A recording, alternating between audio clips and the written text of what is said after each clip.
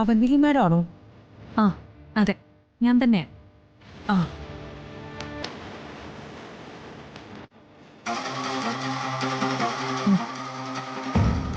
നാളെ രാവിലെ ആതിരയ്ക്ക് കൊടുക്കുന്ന ഇഞ്ചക്ഷനിൽ ഇത് വേണം ഉപയോഗിക്കാൻ. ആ, സുഖപ്രസവത്തിനോ വേദന വരാതിരിക്കാനോ അങ്ങനെ എന്തെങ്കിലും കള്ളം പറഞ്ഞു വേണം ഇത് അവളുടെ ശരീരത്തിലേക്ക് ഇഞ്ചക്ട് ചെയ്യാൻ.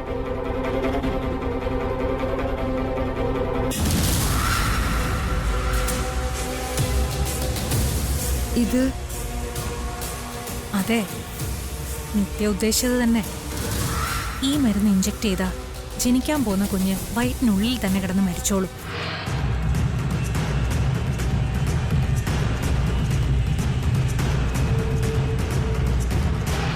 നിത്യ എന്താ എന്നെ ഇങ്ങനെ നോക്കുന്നത്?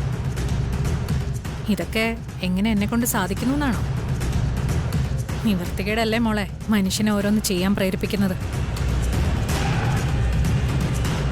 എന്റെ കൺമുന്നിലായിരുന്നു അവളെങ്കിൽ സാഹചര്യം കിട്ടുമ്പോ ഞാൻ തന്നെ അവളുടെ അടിവയറ്റിലിട്ട് ചവിട്ടി അത് കലക്കേനെ. ഞാനിങ്ങനെയൊക്കെ പറയുന്നത് കേൾക്കുമ്പോ നിത്യക്ക് ഭയം തോന്നുന്നുണ്ടാവും അല്ലേ?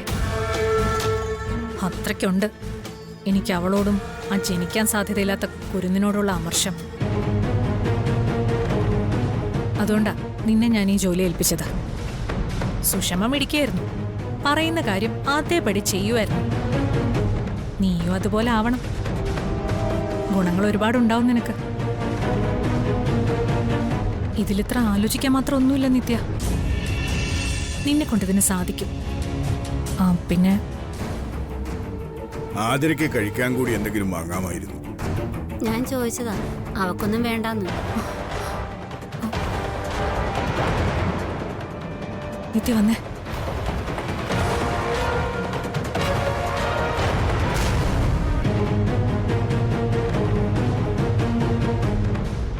ഒരു മിനിറ്റ്.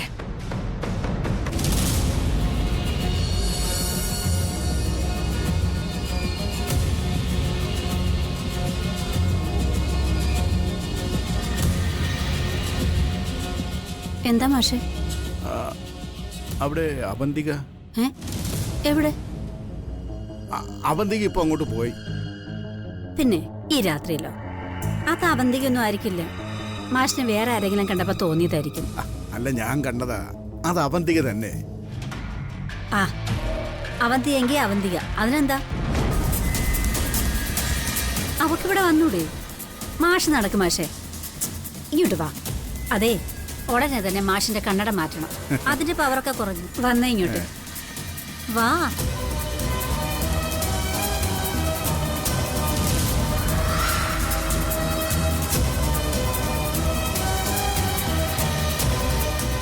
എന്നാ ഞാൻ ഇറങ്ങട്ടെ. ഇനി ഇവിടെ നിന്ന് ശരിയാവില്ല. പറഞ്ഞതൊക്കെ ഓർമ്മയുണ്ടല്ലോ. കാര്യം ഞാൻ ഏറ്റുപോയെങ്കിലും ശരിക്കും എനിക്കിപ്പോ പേടി തോന്നുന്നുണ്ട് മാഡം. നിത്യയുടെ ഭർത്താവ് മരിച്ചിട്ടിപ്പോ എത്ര വർഷമായി? എല്ലാം എനിക്കറിയാം. ഭർത്താവ് മരിച്ച ശേഷം മോളുമായിട്ട് ഇപ്പോഴും വാടക വീട്ടിലെ താമസം അല്ലേ? വാടകയും മോളുടെ ഫീസും വീട്ടു ചെലവും ഒക്കെ ആയിട്ട് ഇവിടുത്തെ ശമ്പളം തികയില്ലാന്ന് പരാതി പോലെ സുഷമയോട് പറഞ്ഞിരുന്നു അല്ലേ? 5 സെന്റ് സ്ഥലം, അതിലൊരു കൊച്ചു വീട്. ഇതല്ലേ നിത്യയുടെ ഏറ്റവും വലിയ ആഗ്രഹം. ഞാൻ ഏൽപ്പിച്ച ജോലി കൃത്യമായിട്ട് ചെയ്തു കഴിഞ്ഞാൽ 7 ദിവസത്തിനകം നിത്യയ്ക്ക് സ്വന്തമായിട്ടൊരു വീടുണ്ടാവും. അതാണ് ഈ ജോലിക്ക് നിത്യയ്ക്കുള്ള കൂലി. മോളോട് പറഞ്ഞേക്ക്, പുതിയ വീട്ടിലേക്ക് മാറുന്ന കാര്യവും ഈ അവന്തികാന്റിയുടെ അന്വേഷണവും. പോട്ടെ.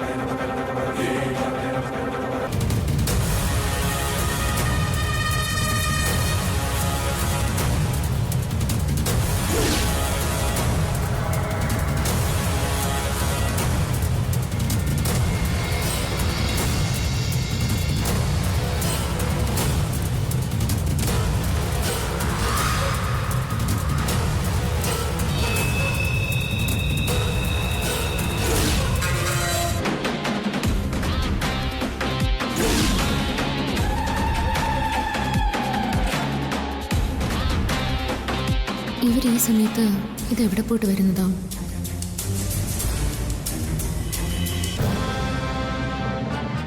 ആതിര പ്രസവിക്കില്ല എന്ന് പറഞ്ഞതിന് ചെറിയൊരു തിരുത്തുണ്ട്. അവള് പ്രസവിക്കും, ജീവനില്ലാത്തൊരു കുഞ്ഞിനെ.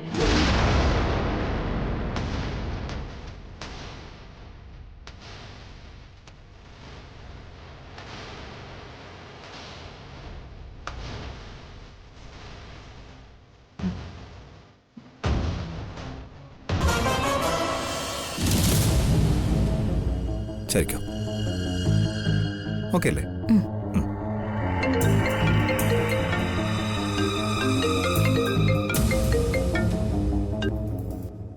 ഹലോ എടുത്തി. നീ എവിടെയാ സന്ദീപേ? ഹോസ്പിറ്റലിലുണ്ടോ? ആ ഉണ്ട്. എന്താ എടുത്തി? ആതിര എന്ത് ചെയ്യുവാ? ദേ ഇപ്പൊ പിടിച്ച് കിടത്തിയതേ ഉള്ളൂ. അവക്ക് വേറെ കുഴപ്പമൊന്നും ഇല്ലല്ലോ അല്ലേ? അവൾക്ക് എന്ത് കുഴപ്പം? എന്താ എടുത്തി? എന്തെങ്കിലും പ്രശ്നമുണ്ടോ? പ്രശ്നമൊന്നുമില്ല. അവളോട് ധൈര്യമായിട്ടിരിക്കാൻ പറയണേ. ഞാൻ രാവിലെ തന്നെ ഹോസ്പിറ്റലിൽ വന്നേക്കാം. ശരി എടുത്തി. സന്ദീപേ, അച്ഛേച്ചി എന്താ പറഞ്ഞേ? തന്നോട് ധൈര്യമായിട്ടിരുന്നോളാം. എടുത്തി രാവിലെ ഇങ്ങോട്ട് വരാമെന്ന്. അതിന് എനിക്കെന്താ പ്രശ്നം? ടെൻഷൻ അത് തന്നെ. പ്രസവിക്കാൻ പോകുന്ന നിന്നെക്കാൾ ടെൻഷനാ എടുത്തിക്ക്. പാവം, സ്വന്തം കാര്യം പോലും മറന്ന നമുക്ക് വേണ്ടി പലതും ചെയ്യുന്നത്. തൻ്റെ ഏറ്റവും വലിയ ഭാഗ്യവും ആ ചേച്ചി തന്നെ. തൻ്റെ ചേച്ചിയായിട്ട് മാത്രമല്ലല്ലോ, ഭാര്യയായും മകളായും മരുമകളായും ഏട്ടത്തിയായും അനിയത്തിയായും ഒക്കെ എല്ലാവരുടെയും ഭാഗ്യം തന്നെ അർച്ചനയെടുത്തി. അത് ഞാനും ഇടയ്ക്ക് ഓർക്കും. ചേച്ചി ഇല്ലായിരുന്നെങ്കിൽ നമ്മൾ ഒരിക്കലും ഒന്നിക്കില്ലായിരുന്നു. അങ്ങനെ എന്തെല്ലാം കാര്യങ്ങളാ ചേച്ചി നമുക്ക് വേണ്ടി ചെയ്തിരിക്കുന്നേ. ഇനി താൻ അതോർത്ത് വിഷമിക്കാതെ. നാളെയാണ് ഡോക്ടർ ഡേറ്റ് പറഞ്ഞിരിക്കുന്നത്, അറിയാലോ. ഡോക്ടർ പറയുന്ന പോലെ ആണെങ്കിൽ നാളെ ഈ സമയത്ത് ഇവിടെ നമ്മുടെ കുഞ്ഞുണ്ടാവും. നാളെ ഞാൻ അച്ഛനും താൻ അമ്മയാകുന്ന ദിവസം. നാളെ മുതൽ നമ്മൾ രണ്ടുപേരും ജീവിക്കുന്നത് നമ്മുടെ കുഞ്ഞിന് വേണ്ടിയായിരിക്കും. അതുകൊണ്ട് താനിന്ന് സമാധാനമായിട്ട് ഉറങ്ങിക്കോ. എത്ര ശ്രമിച്ചാലും എനിക്കൊന്നും ഉറങ്ങാൻ പറ്റില്ല.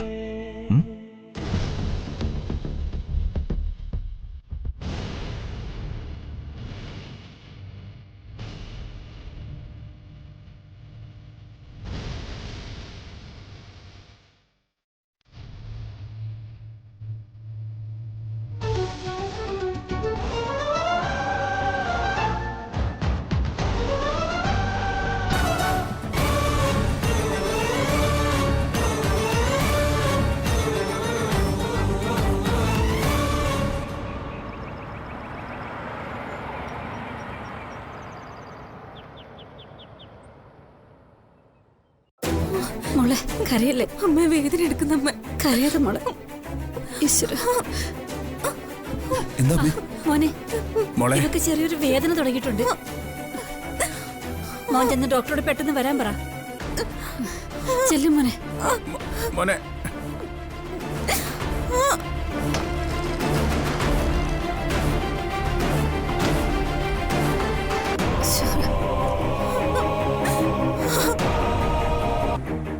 മോളെ കരയല്ലേ? കരയല്ലേ? ഈശ്വര. മാഷേ,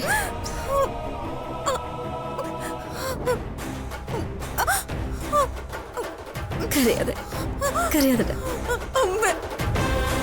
സിസ്റ്റർ, വൈഫിന് പ്രഗ്നൻസി പെയിൻ സ്റ്റാർട്ട് ചെയ്തിട്ടുണ്ട്. പെട്ടെന്ന് അതുവരെ ഒന്ന് വരാവോ? പ്രഗ്നൻസി പെയിൻ ആണെന്ന് നിങ്ങളോട് ആര് പറഞ്ഞു? ഡോക്ടർ ഡ്യൂട്ടി റൂമിലുണ്ട്, ചെന്ന് പറയും.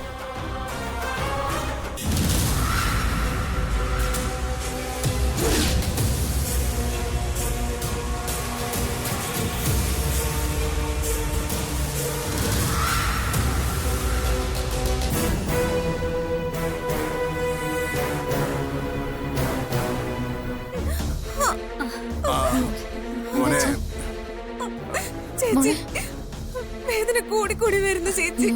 ഡോക്ടർ ഇപ്പൊ വരും മോളെ. നീ ഒന്ന് സമാധാനായിട്ടിരിക്കേ. മോള് ഇപ്പൊ ഡോക്ടർ വരും. വിഷമിക്കാതെ. ഡോക്ടർ ഇപ്പൊ വരും.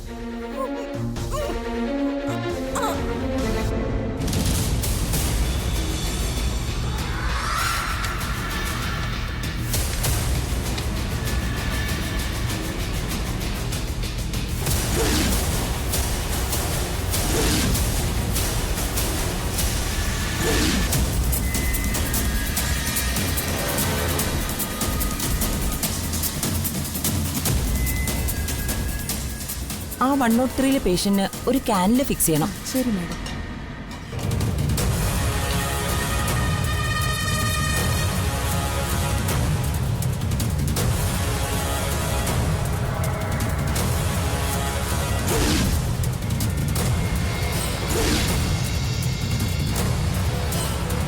ഞാൻ ഏൽപ്പിച്ച ജോലി കൃത്യമായിട്ട് ചെയ്തു കഴിഞ്ഞാൽ 7 ദിവസം, 7 ദിവസത്തിനകം നിത്യയ്ക്ക് സ്വന്തമായിട്ടൊരു വീടുണ്ടാവും. മോളോട് പറഞ്ഞേക്ക്, പുതിയ വീട്ടിലേക്ക് മാറുന്ന കാര്യവും ഈ അവന്തികാന്റിയുടെ അന്വേഷണവും.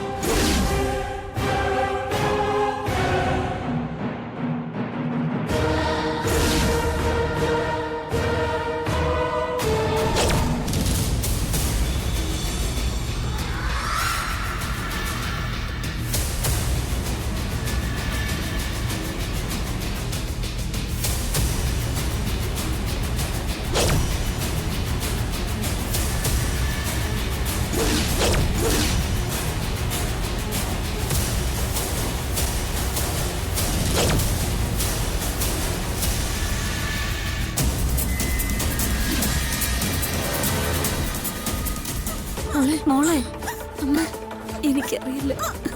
ഈശ്വരാ, നിങ്ങൾ എല്ലാരും ഒന്ന് മാറിക്കേ. ഇങ്ങനെ കൂട്ടം കൂടി നിന്നാൽ തന്നെ പേഷ്യന്റ് ടെൻഷനാവും. സിസ്റ്റർ, ഇവക്ക് നല്ല വേദന ഉണ്ടെന്നാ പറയുന്നത്. ആ, പ്രസവിക്കാൻ നേരം അതൊക്കെ ഉണ്ടാവും. നിങ്ങളൊന്ന് പുറകിലേക്ക് മാറിന്നേ.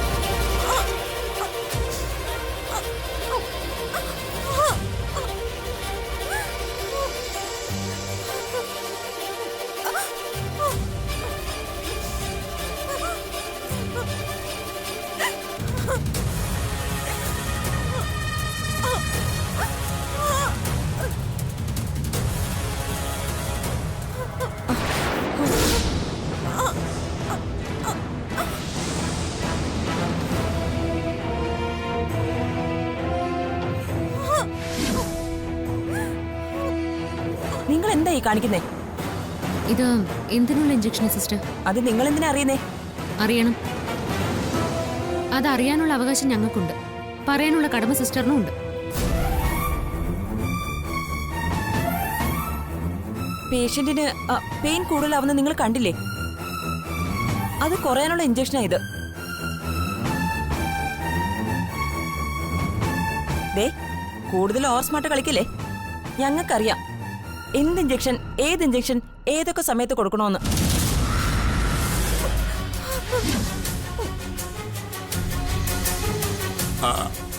അത് അവക്കൊരു അബദ്ധം പറ്റിയ സിസ്റ്ററെ.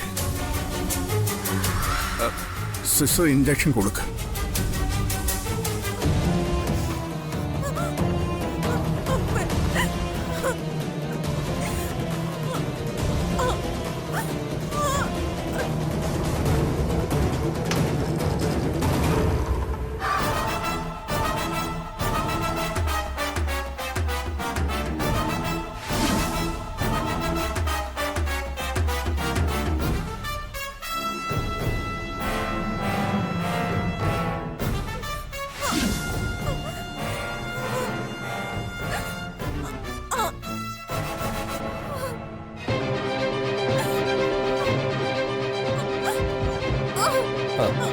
സിസ്റ്റർ എത്രയും വേഗം ഓപ്പറേഷൻ തിയേറ്ററിലേക്ക് ഷിഫ്റ്റ് ചെയ്യണം. Okay sir. Fast.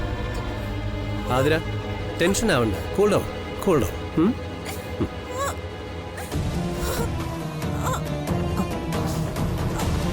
Doctor,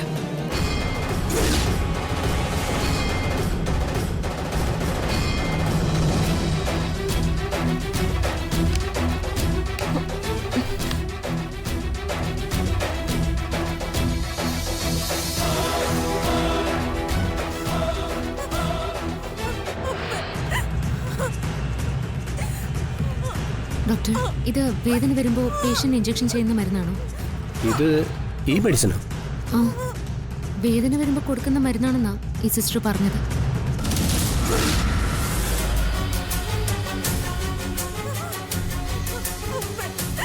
sister, pregnancy സമയത്ത് പെയിൻ കുറയ്ക്കാൻ ഈ മെഡിസിൻ ആണോ നിത്യ സിസ്റ്റർ പേഷ്യന്റ് കൊടുക്കുന്നത്? ഞാൻ ചോദിച്ച സിസ്റ്റർ കേട്ടില്ലേ? അതൊരു അബദ്ധം പറ്റിയതാ ഡോക്ടർ.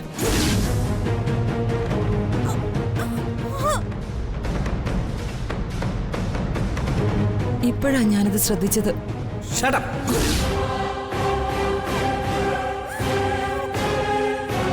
ഇങ്ങനൊരു സിറ്റുവേഷൻ ഇത്രയും കെയർലെസ് ആയി കൈകാര്യം ചെയ്തതും പോരാ, എന്നിട്ട് അബദ്ധം പറ്റിയൊന്നു.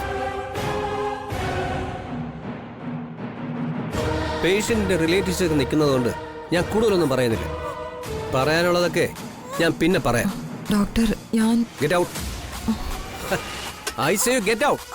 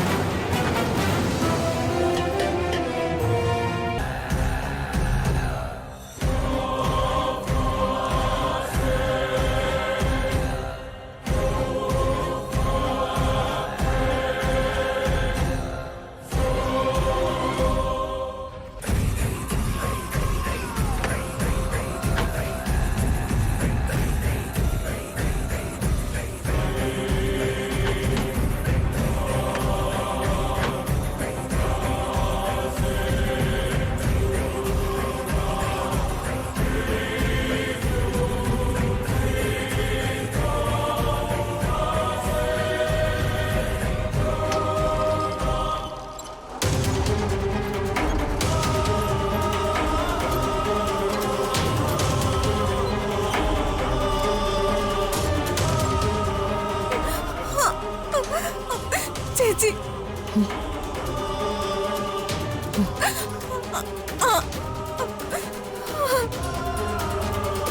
മോളെ